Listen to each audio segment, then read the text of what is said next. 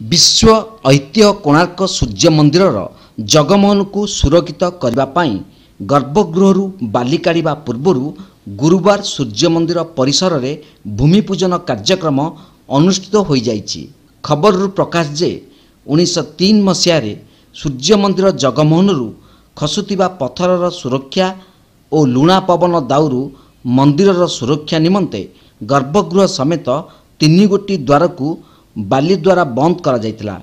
एही जगमोहनर गर्भगृह समेत 3 द्वाररू बाली काढ़ी संरक्षण करबा पाई विभिन्न समय रे विश्व प्रसिद्ध पर्यटन स्थली कोणार्क ठारे बड़ बड़ विशेषज्ञ मानकु नेई आलोचना चक्र और कर्मशाला मान अनुष्ठित होइतिला।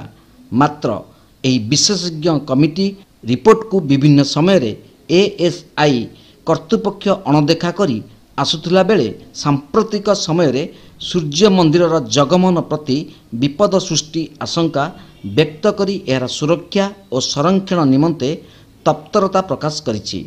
सूर्य मंदिर जगमोहनर सुरक्षा पाई दीर्घ 120 वर्ष तले ब्रिटिश सरकार भर्ती करथिबा बाली काढ़िबा सह एहार उपयुक्त संरक्षण करिबा पाई एएसआई पक्षरु गुरुवार भूमिपूजन कार्यक्रम अनुष्ठित हो जाइछि। एही भूमिपूजन कार्यक्रम शेष हेबा परे एएसआई पक्षरु एक विशेषज्ञ कमिटी गठन करा जाई मंदिरर किभଳି सुरक्षित भावे बाली करा जाई पारिबो ताहार पुंखानुपुंख जांच करा जिबा सह 2-3 मास मध्यरे बाली काढ़िबा प्रक्रिया आरंभ करा जिवो बोली ASI Bhubaneswar circle superintendent Arun Kumar Mallick प्रकाश करछन्ती। सूर्य मंदिर जगमोहनर सुरक्षा और संरक्षण करने पश्चिम पट द्वार रे गात सृष्टि करा जाई मंदिर गर्भगृह समेत 3 गोटी द्वाररू बाली काढ़िबा प्रक्रिया आरंभ करा जिवो बोली श्री मल्लिक एही अवसर रे प्रकाश करछन्ती। एथिपाई टेंडर प्रक्रिया रे एक घरोई संस्था को दायित्व दिया जाइछि। सूर्य मंदिर गर्भगृह 3 वर्ष मध्यरे बाली काढ़िबा कार्य संपन्न करा जिबार सूचना रहिछि।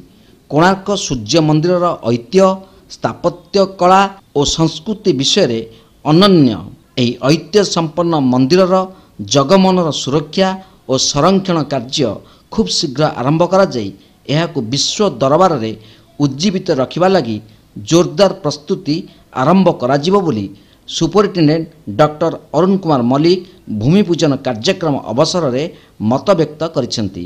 एही समय रे कोणार्क मंदिर दायित्व थिबा अधिकारी निरोज सिंह, संग्रहालय अधिकारी प्रताप कुमार नायक समेत एएसआई विशेषज्ञ माने उपस्थित थिले।